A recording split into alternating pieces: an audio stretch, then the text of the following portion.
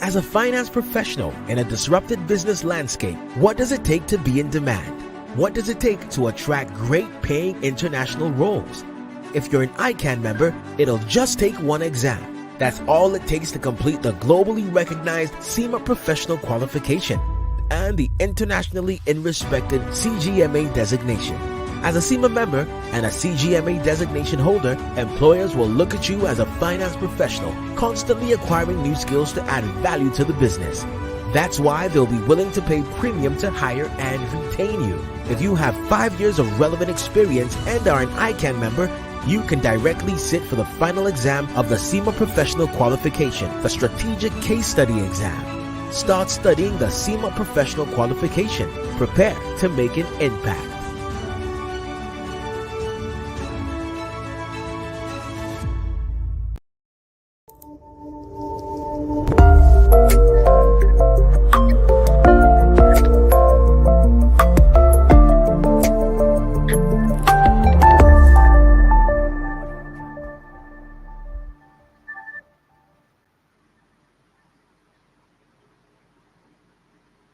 Good evening, our fellow professional colleagues, student members, and friends of the Institute, and welcome to another episode of ICAN-ngr, your great platform for learning, powered by our noble institute, the Institute of Chartered Accountants of Nigeria. I'm your host for today, Tosin Akinwumi, FCA, and I will say Eid Mubarak to all our Muslim faithfuls. May we have more Eid to celebrate while online. And as we enjoy the blessings received in Ramadan, let us also consistently reflect on the spiritual renewal it brings and the self-discipline, empathy, and compassion that it teaches. And that is the message of the 59th ICAN President on the celebration of Eid Mubarak. It's your program, ICAN-ngr, again today. And please inform your colleagues and friends that the show has started. And you can be part of this show on ICAN social media handles, on our Facebook page, on ICAN YouTube channel. And today, Thursday, 11th April, 2024, we are considering another topic today, surviving the current cost of living crisis. And I have here with me a distinguished professional, the chairman of AIA Professional Services and the immediate past president of CITN, Chartered Institute of Taxation of Nigeria, in person of Mr. Adesina Adedayo, MNI FCA, the oracle himself. And today we shall be looking at that topic once again, surviving the current cost of living crisis. Don't go away. Stay tuned. I'll be right back shortly with my guest in the studio. Thank you. As a finance professional in a disrupted business landscape, what does it take to be in demand? What does it take to attract great paying international roles? If you're an ICAN member, it'll just take one exam. That's all it takes to complete the globally recognized SEMA professional qualification and the internationally respected CGMA designation. As a SEMA member and a CGMA designation holder, employers will look at you as a finance professional, constantly acquiring new skills to add value to the business. That's why they'll be willing to pay premium to hire and retain you. If you have 5 years of relevant experience and are an ICAN member, you can directly sit for the final exam of the SEMA Professional Qualification, the Strategic Case Study exam. Start studying the SEMA Professional Qualification. Prepare to make an impact.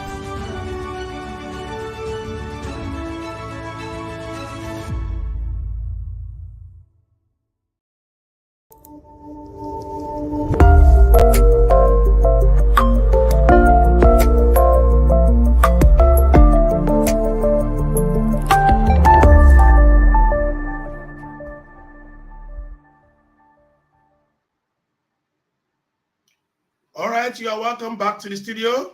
And today, like I told you, we are looking at the topic, surviving the current cost of living crisis. And I have here with me a distinguished professional, the oracle himself, the immediate past president of CITN, in person of Mr. Adesina Adedayo, MNI FCA.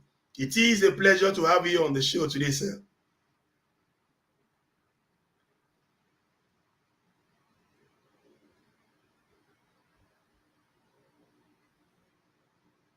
All right, let me quickly take their brief Yeah, profile. thank you for having me.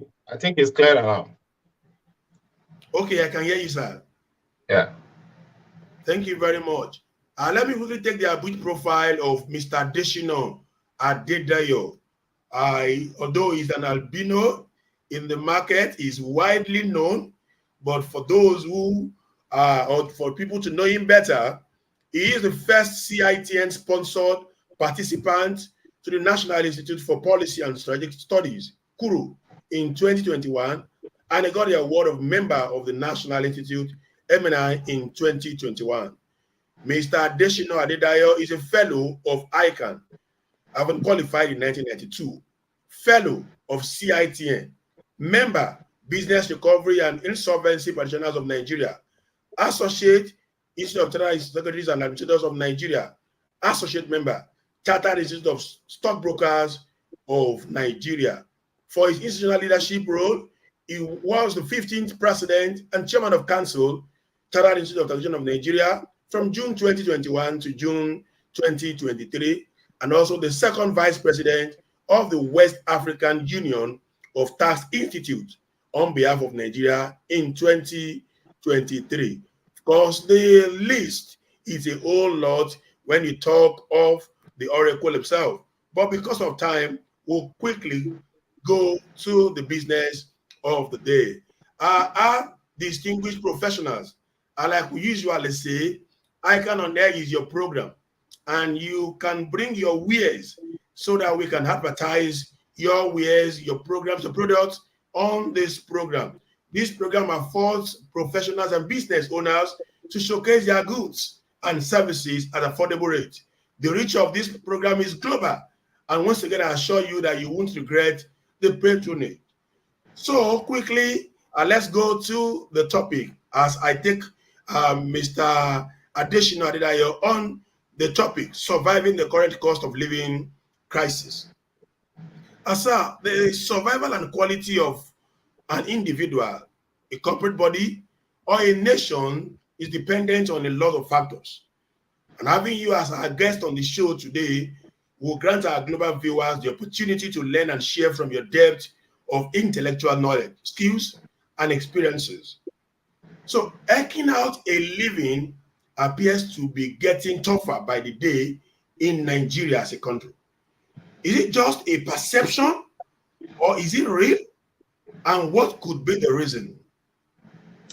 It is the reality. I have to tell you, it is the reality because I've spent my entire life in this country. And I can tell you it's always been challenging, but it is becoming more challenging as a result of what we are going through presently. And for a professional, the challenges require us to actually start looking at ways to talk about so many things that borders on cost management and innovative thinking. I can tell you it is a reality. It is not just a perception. Wow. So if it is a reality, then what exactly is the reason? What is the cause of the tough situation, of the hard situation we are facing when it comes to the cost of living crisis? Now, for me to put it in perspective, I can tell you that as far back as 2002, I was in Deloitte and I was on 1.5 million per annum.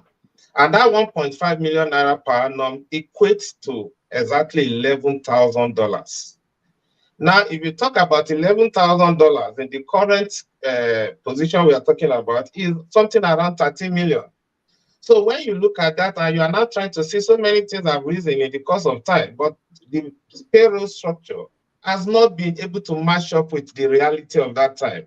But to worsen it off, the things we consider necessity are becoming more and more expensive to acquire. So where do you start thinking about other things that borders on even luxury, or even things that borders on capital development? The thinking faculty of an average professional is focused more on survival rather than creativity.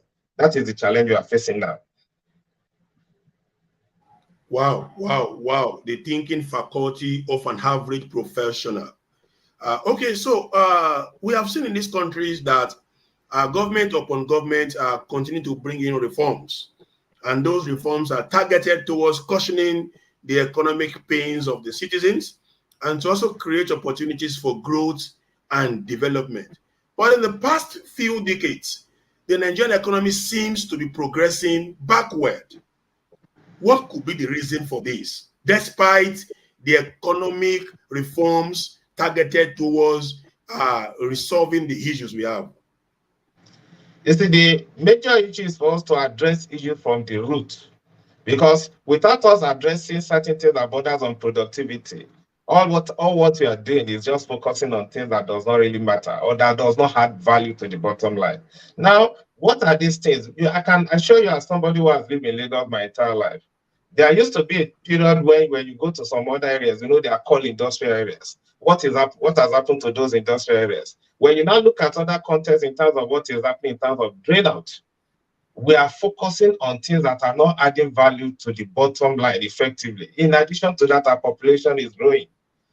60 years ago, we are something around 50 million plus. As of today, we are talking about 200 and something million.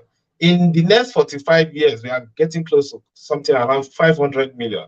So what are we talking about? The challenges are growing, and the economic addressing this issue is not actually making progress. So technically, if you have to put it in figurative terms, it's like we are not making any progress, because a progress is determined by how well your people are able to afford things that are considered basic. And we are even talking about multidimensional poverty. It's a serious matter. I can't but agree with you. I can't but agree with you on that last sentence you just made in answering that question. Okay, so still on that question, sir, still on the question of the various reforms being made by government over government. So in trying to fix a national economy, concepts and strategies such as recapitalization, restructuring, reconstruction, recalibration, etc., might be necessary depending on how wounded or how derailed an economy is. In your own opinion, sir, how sick or how derailed or how wounded is Nigerian economy as of today? Well, I'm trying as much as possible because, as a professional accountant, a chartered accountant, I operate on the basis of evidence. And the truth of the matter is that even looking at circumstantial evidence as we have it today, the economy is sick. We have to feel that fact. Now, using a simple analytical review in terms of data analytics, diagnostic, and all the rest, the fact of the matter is that how do we determine the level of ailment, the intensive care units we need to put the economy if we do not have data at our fingertips? So if that is be the case, then the next question we should ask ourselves is that just looking at our population, estimated population as of today, and the multidimensional poverty, it means we need to actually change strategy in order to address this. We cannot throw money at poverty. Poverty is an affliction of the mind. It destroys the thinking process, and that becomes a challenge. So we need to actually look for a different strategy to make sure that we move our people out of poverty. It is a very fundamental problem. Wow, wow, wow. Okay, so I'm sure gradually we are taking the questions so that we can go now deep into the topic for today, which is on surviving the current cost of living crisis. Of course, the current cost of living is so high that people are crying, professionals, non-professionals, and all that. So it's been opined that the current cost of living crisis has left Nigerians with no option rather than to be using substandard goods. And that has ultimately reduced Nigeria to a country flooded with substandard goods. What's your personal opinion about this, sir? My personal opinion is that at the regulatory and government level, there is a need to actually focus. If we are talking about quality of life, if we are constrained to a level where we are using substandard good, it means technically our quality of life is going down. And I can tell you that even as far back as those days when I was at primary school level, we were using cortina shoes, and it lasts for so long. Now, if you are using substandard good, it means our level of operating costs, we are focusing so much on operational survival. It's like you use it this year, it gets spoiled so fast, and then the next thing is what happens next. So government needs to do a lot in this regard. Now, secondly, as individuals, we should be focused on what is adding value, because this thing has a perception and it operates on our psyche. If you get used to substandard quality way of living, then you are going to start thinking substandard. So at that point, I think there is high time we should focus on things that are made in Nigeria, made for Nigeria, and thereafter focus on ability to add value to our lives. It is important. We shouldn't be controlled by every time the dollar sneezes, Naira catches cold. That shouldn't be the way we should live our life. Thank you very much, sir. Government should focus on ability to add value to our lives. That's a good one there. Well done, sir. Of course, we know you as the Oracle, and we actually know why we had to bring you on this show, because you are the man that can actually talk and speak to this topic, and that's why we have actually invited you. Thank you once again, sir. And now, moving along on this part, the federal government, the state governments, and local governments are trying to see what they could do possibly to help the citizenry. So we hear cases of food distributions. People are distributing food here. Foods are being sold at cheaper prices in this market and all that. And in that part, we are also witnesses to the unfortunate deaths that have occurred at food distribution events or centers at recent times. Would it be right to say that Nigerians have been pushed to the edge? What do this food distribution arrangement also say about the government's creativity in solving this problem that we have in our hands? Let me say first and foremost, I'm not a believer in throwing money at poverty. Because the truth of the matter is that if you give me food to eat today, I will still be hungry tomorrow. So that is first and foremost, and that's my stand as far as that is concerned. Now, talking from the palliative angle, I agree, we have multidimensional poverty. Some people can just have enough to feed for a week or two as a result of the palliative we are talking about. But thereafter, what happened? What happened next? Now, the next question we should be talking about, look, when we say poverty is an affliction of the mind, then we cannot be talking about throwing money at that affliction. We should be talking about curing it. So in my opinion, the way it is being presently addressed does not help in the long run. It can be a short-term issue, but even at the level of short-term, look at the amount spent on it. If this amount can be used for something more creative, like an industrial zone, and start looking at the sixth geopolitical zone, we may be able to make better impact in the long run than looking about throwing billions and billions and billions against the issue of just making people find something to eat and drink. We will eventually sell off our birthright. And that is not what Nigeria represents in Africa. We should think outside of the box relating to things like this, not throw money at poverty. Thinking outside of the box is the next thing to do, like you mentioned. Okay, still talking about the hardship being faced, about the current cost of living. We all know the saying that a hungry man is an hungry man. And as a consummate professional and the alumnus of the National Institute that you are, how would you say this cost of living crisis has impacted our behaviors, our values as citizens and as a nation? Are we still the same friendly and caring Nigerians that we have always been? Let me say something. I think our current, while we are still waiting for the NSC being able to negotiate a better minimum wage for us, we are talking 30,000 naira. And I'll give a simple example if the moderator permits me. You have a staff who is on 30,000 naira. And this staff is supposed to rent a one room, just one room, not any this thing. And the one room in Lagos today costs something close to 12,500 per month. You talk about transport cost. Transport cost for somebody living in the country, for example, to come to a place like Maryland, where I have, will cost about 1,000 naira. Technically, that's about 22,000 naira in a month. Add that plus the 12,500. And then you had another thing that borders on the person taking just lunch. Because while you're at work, you can't go home to go and eat. So you take lunch and the lunch costs about 1,000 naira. That's another 22. So technically, when you add all this up, you are getting something close to 78,500. And you are paying in 30,000 naira. Then the next question is, how do you want him to survive?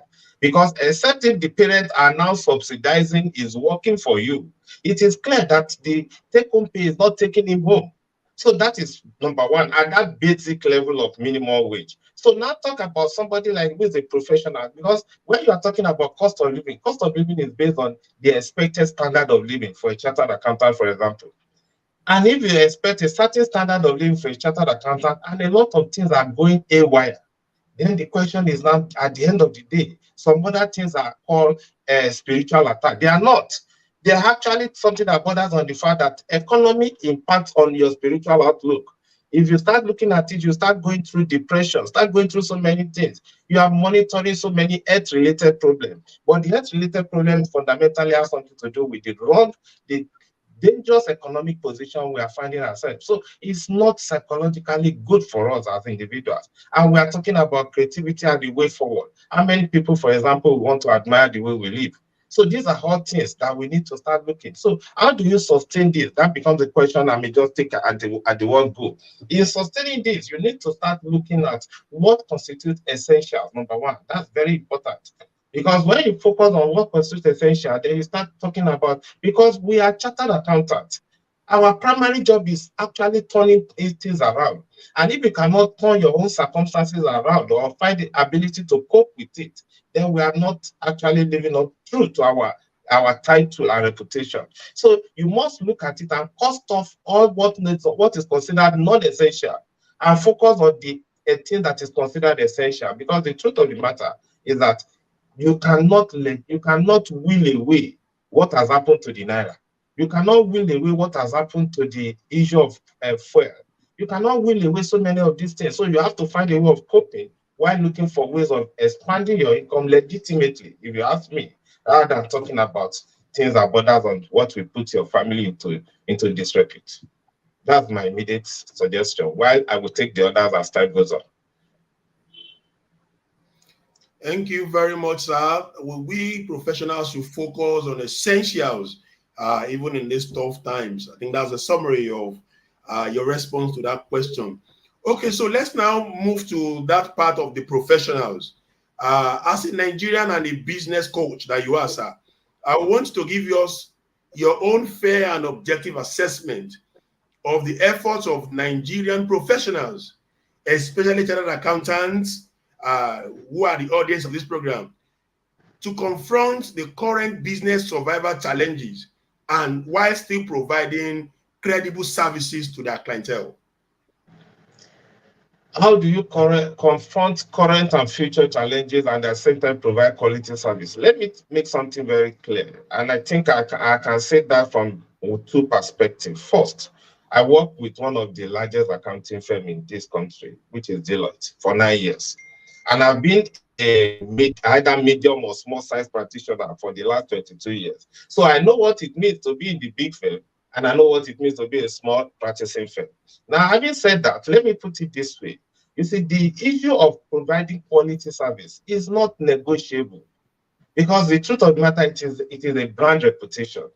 Virtually people will address you by virtue of the quality of service you render. That is one area. Irrespective of how terrible or how bad it is, that is something that has to do with the fact that if you don't do it, people will put something and say, it was a chartered accountant like you that did this job for me. So quality service is the right thing to do. Now talk about how do you survive. And I can tell you in some cases, I know so many accounting firms that their staff only come like twice or thrice in a month. In a week. So if they come like that, it has to do with the fact that they cannot afford to pay competitive salary. So that is one. Then the second part is the fact that you as a person, you should start looking at what constitutes the slack. If you start getting to a level, you start talking about cutting costs. But one of the things we normally say when it comes to cost management, you should only cut the flesh, don't cut the bone. It becomes very dangerous when you start cutting the bone. So those are areas where you start looking at creative ways. And thank God for things like borders on things like zone. Your level of fuel consumption and other things can be managed within a certain reasonable level. So all these are areas where we need to look, because the truth of the matter, like I said, is that one, this is not a how-to manual, it's why you must do it. Because if it is how to, our circumstances differ one from the other. So it is why you need to do it. Because if you do not survive to see tomorrow, then what if tomorrow comes? So these are all areas where we must actually focus on essential and try to make sure we live long enough to see the tomorrow of our dream. Thank you very much, sir. Thank you very much, sir. Let's move back to the government now and consider this topic also from their hand. Like you said at the beginning of this program, that you're a full-fledged Nigerian. having lived in the country all your life. With your deep and practical knowledge of the Nigerian economy, I also want you to give us your fair and unbiased assessment of the Nigerian economic policies, especially in the areas that relates to access to individual investors, SMEs, and corporate organizations. How are these policies of government being favorably disposed to these sectors? Let me say something. What I consider the most important policy direction, especially as it affects business, has to do with trade policy, monetary policy, and tax and fiscal policies. Now, these three has direct impact. Any sensitivity on one affects the issue of the outlook. So that brings us to what are we doing as a country? And that is the question you asked me. We're having the issue of African Continental Free Trade Agreement. We're having the issue of ECOWAS protocol. You're having so many things that borders on even monetary policy that says that we are trying to see what is the best way forward. And added to that is the fact that we have just increased the capital expectation, which we are going to talk about in terms of the next 2 years and the impact will be seen. There is a consequence for every decision or indecision, if you ask me. So all this effectively impacts on the people. And now for government, what I will say is this. Look at the consequence of some of these things and realize that you are talking about multidimensional poverty. Anything that complicates our existing multidimensional poverty further makes a lot of us who don't think we are above the poverty line. Because the truth of the matter is that if you think you're above the poverty line, one or two things happens and then you find yourself sensitized. Find yourself on the other side because we are no longer have a viral middle class. The current middle class is technically dead, if you ask me. You're either there or here. And if you are still struggling at the other level, a little sensitivity, 6 months is all it takes to put a lot of us in deeper trouble. We need to start looking at bringing the middle class back. And then thereafter, we can now start addressing a lot of issues. We need to start addressing that. And it is a deliberate issue because we must be intentional about the fact that without the middle class, we don't have an economy. We don't. Because the rich can be getting richer. But when the poor start getting poorer, it is a dangerous dilemma. Thank you very much, sir. We need to be intentional about bringing back the middle class as we do not have them again. It's been a wonderful session with our guest on the show today, Mr. Deshino Adedayo, MNI FCA, who is the chairman of AIA Professional Services and also the immediate past president of the Chartered Institute of Taxation of Nigeria. And we have been talking on the topic, surviving the current cost of living crisis. Already, I'm seeing questions from the audience. Keep on sending in your questions. Certainly, my guest is on the seat and he will do justice to your questions. Let's quickly go on, run some commercials. We'll be right back to continue the show. Don't go away. Stay tuned. As a finance professional in a disrupted business landscape, what does it take to be in demand? What does it take to attract great paying international roles? If you're an ICAN member, it'll just take one exam. That's all it takes to complete the globally recognized CIMA professional qualification and the internationally respected CGMA designation. As a CIMA member and a CGMA designation holder, employers will look at you as a finance professional, constantly acquiring new skills to add value to the business. That's why they'll be willing to pay premium to hire and retain you. If you have 5 years of relevant experience and are an ICAN member, you can directly sit for the final exam of the CIMA Professional Qualification, the Strategic Case Study exam. Start studying the CIMA Professional Qualification. Prepare to make an impact.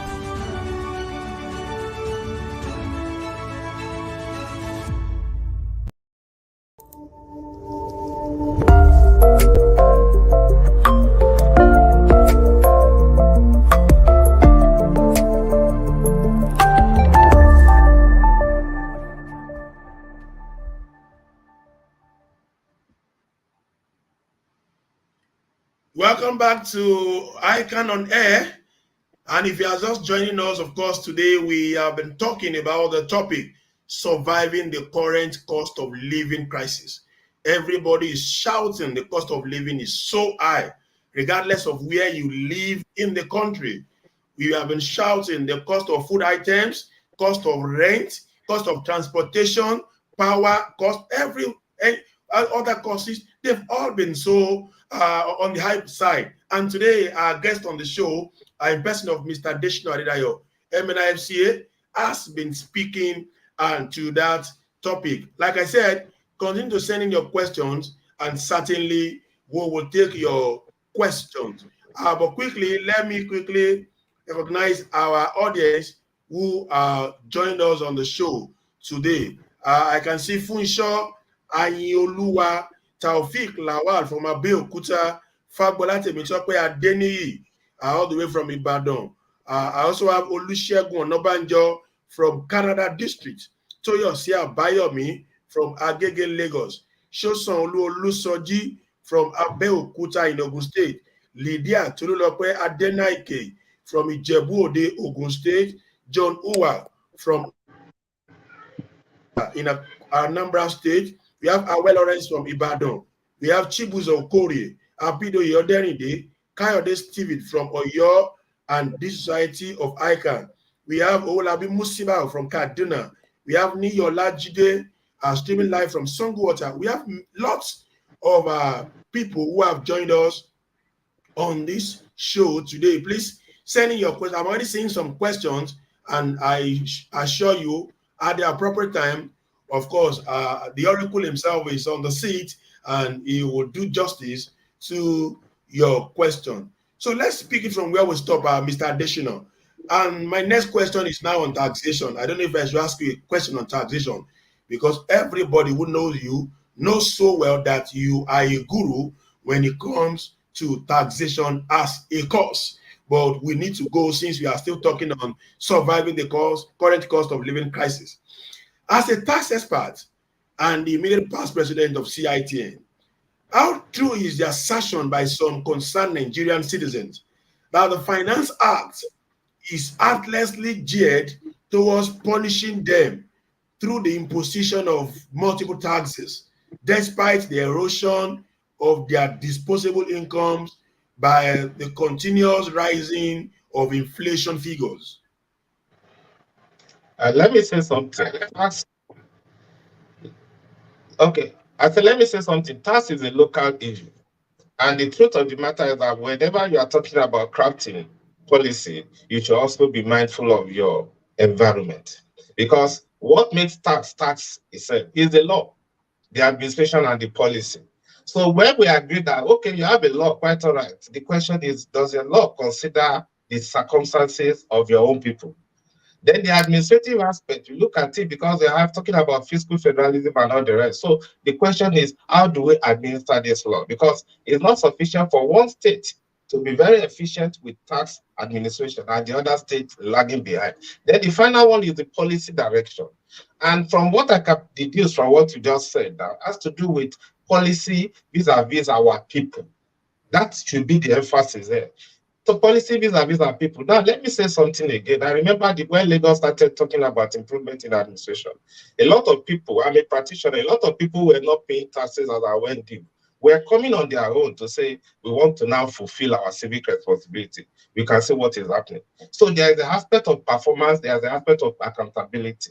Now, to simplify a lot of things vis-a-vis our educational system on the tax level, we had a tax policy crafted some years ago. And then the next question is, how implementable is it? Because you see, no matter how good it is, if it does not address the people's perception, then we have a challenge.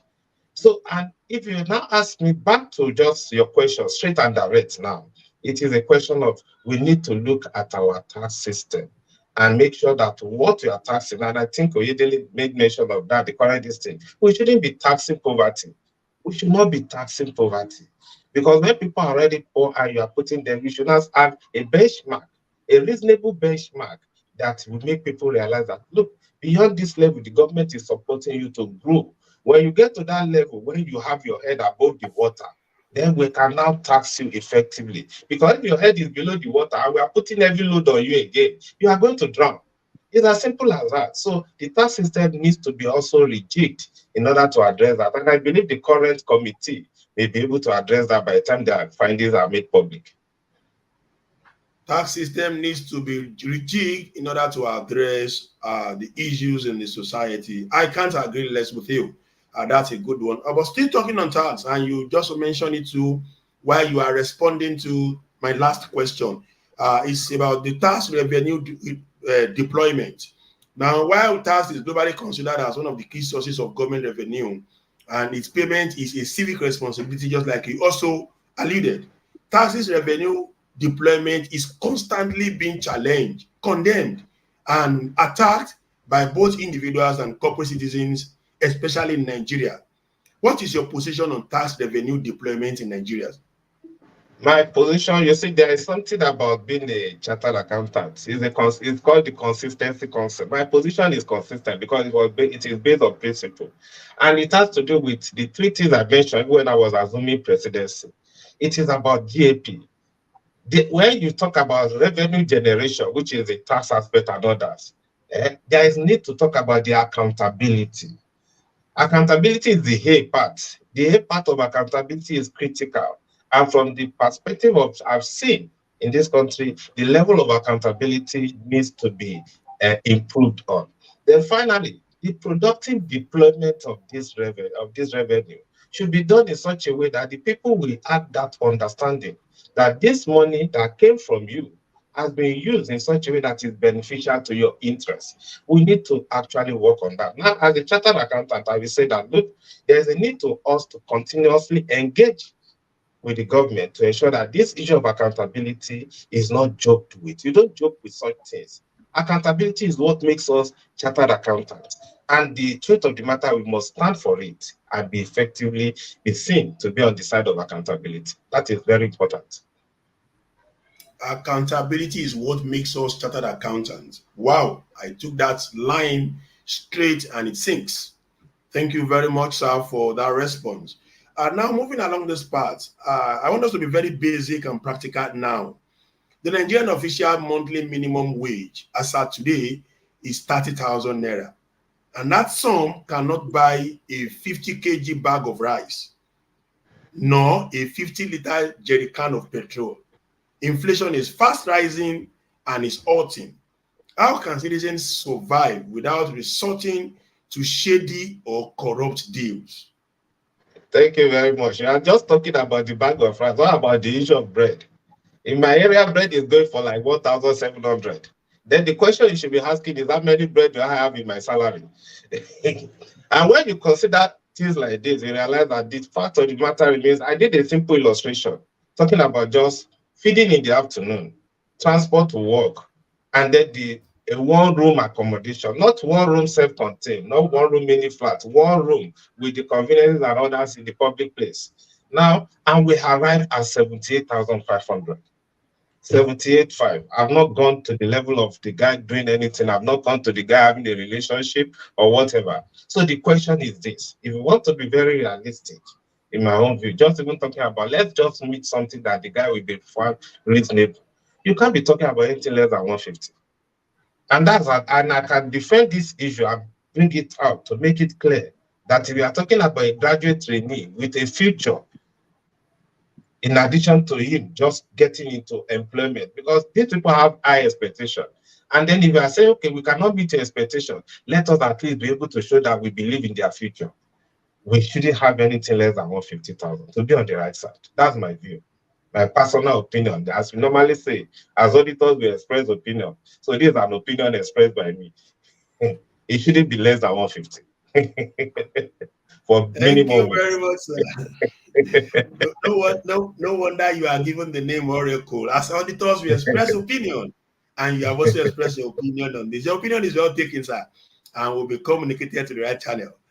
Let me come home to we chartered accountant in my next question, and after which I will go straight to the audience question. Because we also need to survive, and that's the topic for today: surviving the current cost of living crisis. We professionals, for those who are employed and for those who are also employers, are there specific skills that Nigerian professional accountants require in order to equip themselves to be more efficient and effective and therefore survive the current cost of living crisis? Let me say something again, if you just permit me, just briefly. I will not waste too much of your time. You see, naturally, I can tell you that as a person, giving myself as an example, I work in employment for technically 18 years. That is public sector 9, private sector accounting firm 9. Then I started doing my own thing in the last 22 years. So you will see my head started from being an employee to being self-employed. And the truth of the matter, it is no longer operating that way in the real world. We should be talking about thinking businesses and talking as investors. So it's time for us to shift our brain set from that self-employment and employment mindset to business management and investment. And in doing this, I can tell you, even if it is as simple as a small shop that somebody can afford, where he can start deploying all the skills acquired as being a chartered accountant. Look at what you have acquired. You have acquired management accounting skill, financial management skill, assurance skill, reporting skills. Then the next question is, how well are these skills being deployed? So that becomes the next issue. So if you ask me in the real sense, we should start thinking about training our people on entrepreneurship and investment. Very important, because without that, your costs cannot stop going up. It will keep going up, and your income will be struggling to catch up with it. And when it does catch up, another round of responsibility comes in. So we should start talking about deliberate development of entrepreneurship skills and investment skills. Very important. Okay, thank you very much. That's very important, like you have said, and it's a good one there. So let's quickly go to the audience and take a few questions. Fagbola Temitope Adeniyi. Cost of living is skyscraping at alarming rate, while the disposable income is nosediving day in, day out. How can we bridge the gap to stay afloat the drowning rivers of the economic imbalances? Thank you. I think I mentioned that in the course of passing. That look, the starting point is let's focus on essentials. It is very important. And then you see, whether the cost of living goes up or not, the fact remains that we keep aging. And the truth of the matter, if you ask me what I'm afraid of, I'm not afraid of the cost of living, I'm afraid of the aging factor. Because the aging factor, you just wake up one day. There was a time I was a young man, and as of today, I'm finding myself getting closer to 60 than 50. And you start getting scared. What happened? And this is something that at that point in time, a lot of things are left undone. So it is very important that this issue of you focusing on essential position you for better management of tomorrow's challenges. Now, on the other hand, again, you now talk about what are those things you really need. There's something they normally say in the Yoruba language. It is the inability of the madman to remove his eyes from some things and make the madman to carry a lot of unnecessary burden. That is in the Yoruba language. So you now say that as much as possible, start removing your eyes from certain things that does not add value to your future. That is just the truth of the matter. And then we try to use more, we pay more attention to our ego than our economics. Economics is a fact. You see, you don't have money, you don't have money. And don't put your head in things that you know you cannot afford to do. Not necessarily because the same people that will be telling you you are a big man, you are whatever, and the people will laugh at you if you find yourself on the other side, on the receiving side of life. So just focus on essential and then start thinking that tomorrow's challenge, we are still waiting for you. So whether you address today or not, tomorrow's challenge will still come and you still have to deal with it. Thank you. Thank you very much. That's a good response to that question. The next question is coming from our man, OJ Samuel. So, what are the practical steps our professionals should take to enlarge their wealth structure? I think that's similar to the last question I asked you. Over to you, sir. Thank you very much. The practical steps professionals should take to enlarge their wealth structure. Let's put it in another perspective. And I call it, I use a simple analysis. I call it the 4-3-2-1. And I will make mention of my 4-3-2-1. You see, 40% of your income should be targeted towards what you consider most important in your life. Because like I told you, this is not a how to book, it's a question of you sitting down. Because what is considered my priority today may not be your priority. But if it is something you consider a high priority, pay 40% of your income to that. Then talk about the next 30%. to use for purpose of you dealing with your immediate challenges. Then 20%, if you ask me, if you can afford that 20%, should be invested in your future. And even in your future, if you know a lot about stock and you know a lot about money market or whatever, if you are afraid of risk, depending on your risk profile, you deal with that. Then 10% should focus on your social responsibility. Without necessarily talking about the religious, if you are the religious type or whatever, you may decide to use that to talk about dealing with your own social responsibility as a person. So give or take, ultimately, because 40% of your income is focused on what you consider very important, very critical to your lifestyle. In future, I'm not talking now, because we may end up living longer than necessary. So pay attention to that and start putting your heart into it. If it is about small business, put your heart into it, and you realize that you are on the right side. If it's about investing, make it a question of not a gambling type of investment. Don't gamble. If you are buying shares in this thing, you are buying a part of the company. You are not buying in terms of trying to buy and then be waiting for this thing. And don't put your money in MMM. Those are things that borders on you asking for impossible returns. So these are all things we need to face the reality of and start realizing that tomorrow is longer than yesterday. And the fact of the matter is that when you know you're a generational warrior, you are fighting a generational war. And it is not about marathon race, it is about a league. You will finish your own battle and hand over to your children. Don't make them disadvantaged. That is my immediate opinion. Thank you very much. Samson Ajibade is asking, how much will you recommend to be a minimum wage or a living wage for federal government workers, considering high cost of living we are presently facing? I think you have said, you have given your opinion on this, sir. It should not be less. It should not be less. It can be more. It should not be less than 150,000 per month. Okay. Thank you very much. Thank you very much. So, moving along still with our questions, because still when we are talking about the current cost of living crisis, we have different escape routes people want to take so that they can stay afloat. And considering all we are having, we have some Nigerians taking the escape route of emigration, the jackpot syndrome, as a way to also find their means. What's your position on this?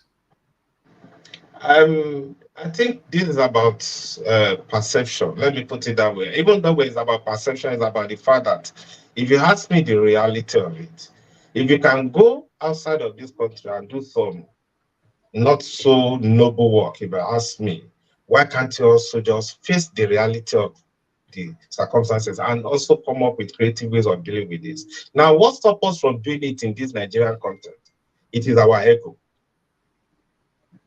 You see, that is just the truth. It is our ego. Our ego is, oh, look, I'm a chartered accountant. And you know what it means. ICAN is a challenging course. Because I remember in our days, the fear of ICAN was the beginning of wisdom. It is a prayer point around that 1992. Because they'll be pointing at to people who have started, and today they will get one double star, tomorrow all the rest. So that's that level. And so having gone through that, you now ask yourself, why should I? Because the truth of the matter is that, look, the reality of this country requires that I should expand my income and manage my cost. So if I have to do that, let me start something now. Because if you are not focused in Nigeria, what is the possibility of you to become focused outside? That is a remote logic. Now, coming back to this issue, for those who are young, if you ask me, for those who are young, maybe getting out of the country can help their cause in order for them to start building their life effectively. But for those who find themselves right in the middle age level and not the rest, you can still come about doing something, because we are all focused so much on the public sector. We are failing to realize that there are opportunities for those of us who are chartered accountants in the private sector.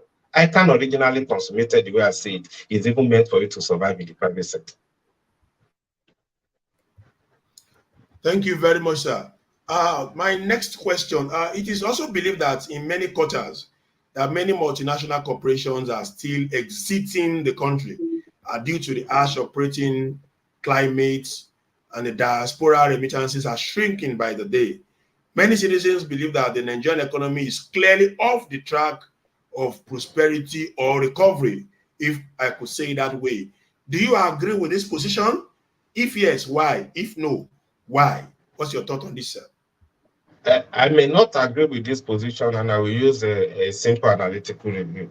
You know, going from here to maybe Lagos Ibadan, just this Lagos Ibadan expressway, you look to your right, you look to your left. All those things you are looking at opportunities. That's number one. Number two, when you now talk about a future in this country, and you look at the population, the people who knows how to solve problem, all we are talking about is solving problem, is that there are people who are able to read the fact that population needs certain things, and they are positioning it. Now, the country we are trying to give up on, somebody once said that there was a time it was coming into this country, and the people who are inside the airplane were more of foreigners. So foreigners are seeing things where we cannot see. And the simple distance of acres of diamond means that right here in this country we consider is bereft of opportunity. Foreigners are seeing the opportunities. So what are we doing? It's like we are thinking that the grass is always greener at the other side. But the question is this: be ready to fold your jacket, fold your this thing, and get to work here and start putting all the skills we acquired in the course of we becoming chartered accountants to work and see how far it goes. Now, there are some issues that we say that, look, the government of Nigeria as of today is public sector led. I don't doubt it. You are right. It may end up becoming a situation where people can go into there tomorrow, they are billionaires, they are millionaires. Fine. That is from the perspective of one angle. But if your goal is as much as possible to take care of your family, to be able to be there for your family and position them for the challenges of tomorrow, you can do it even without having a public sector background. You can do it. I can tell you. If you are very good at how to manage businesses, by the time you open one shop on one street and you manage it effectively, you grow.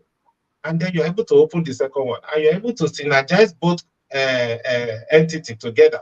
Then you realize that what are we talking about? You may not be able to make the type of money that you make by virtue of some other unholy activities, but you are making enough to keep you focused on the next generation. Thank you very much. Assuming the president of the Federal Republic of Nigeria, President Bola Ahmed Tinubu, GCFR, invites you today to briefly speak to his economic team on practical steps that should be taken to cushion the current cost of living crisis. Please tell our global viewers some of the points you would raise with his economic team. Thank you very much. The first thing I have to talk about is job creation and collaboration. I use the word job creation and collaboration because the truth of the matter is that who says we cannot discuss? I've been listening to some foreign news.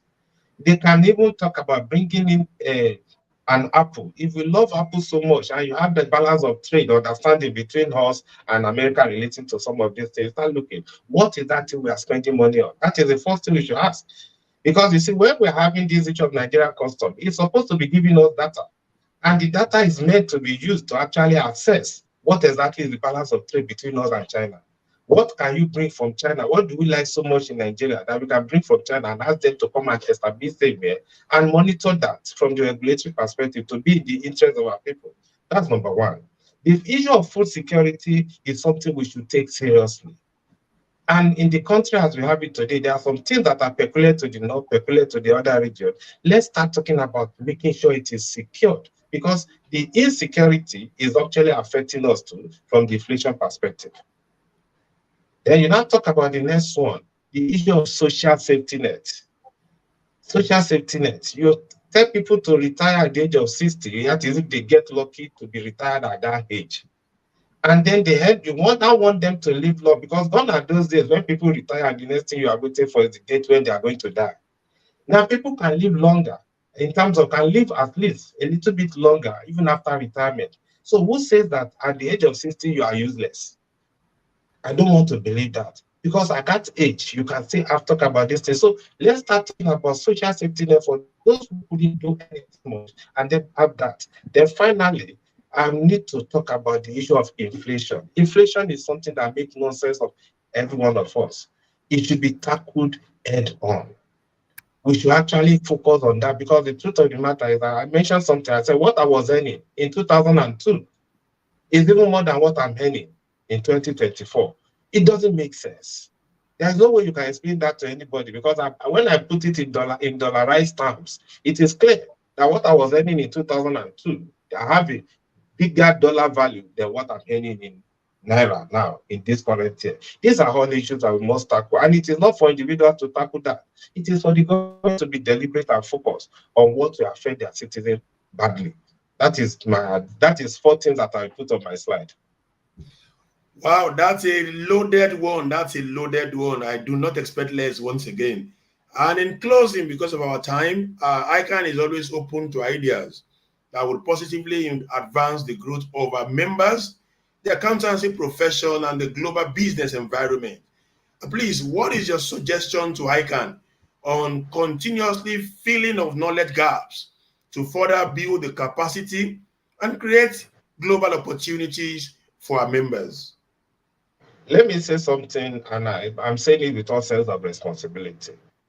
ICAN, as of today, and the little I've been following on social media, is actually moving in the right direction. I've been seeing a lot of things happening, and I've been seeing the fact that the brand perception of ICAN is getting better by the day. That is not in doubt. That is the truth. And in order to see, you see, a good thing is not just talking about beating yesterday's performance. You should aim for greatness. And in order to move beyond the good things that ICAN is doing today, I want us to actually realize that, look, the aspect of research and thought leadership is very important. If you are talking about ICAN as of today, ICAN should be the one directing the area where the institute is focusing on. We should talk about more emphasis on research, and we should be the thought leader in a lot of areas. That's one. Then another thing is the mentoring and networking opportunities. We should equally find a way. We can rejig or find a way of looking at it, so that you see there is an apprenticeship scheme in the eastern part of Nigeria. It is meant to actually prepare the apprentice to make sure that the learning cost is minimal. And that is very important, because I can say that I benefited from that because I trained with Deloitte.